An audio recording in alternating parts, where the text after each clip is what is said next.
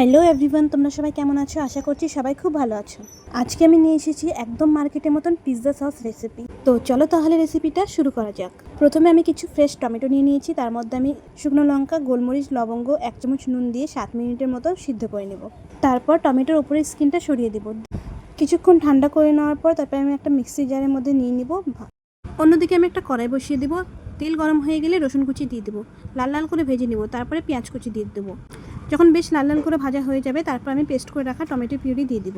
দিয়ে ভালো করে নেড়েচেড়ে নিয়ে আমি কিছু গুঁড়ো মশলা অ্যাড করবো, যেমন 1 চামচ চিনি, জিরে গুঁড়ো, চিলি ফ্লেক্স আর 1 চামচ নুন দিয়ে ভালো করে নেড়েচেড়ে নিব। আর দিয়ে দেবো টমেটো সস। তারপরে ভালো করে সব কিছু মিক্স করে নিব। 2 থেকে 3 মিনিট ভালো করে নেড়েচেড়ে মিশিয়ে নিতে হবে। দেখো ফ্রেন্ডস, আমাদের পিৎজা সস একদম রেডি হয়ে গিয়েছে। এখন আমি ঠান্ডা করে একটা কাচের জারে তুলে নিব, আর এটা আমি 1 সপ্তাহের জন্য স্টোর করে রাখতে পারি। রেসিপিটা ভালো লাগলে অবশ্যই জানিও। আমি আবারও ফিরে আসবো নতুন একটা রেসিপি নিয়ে।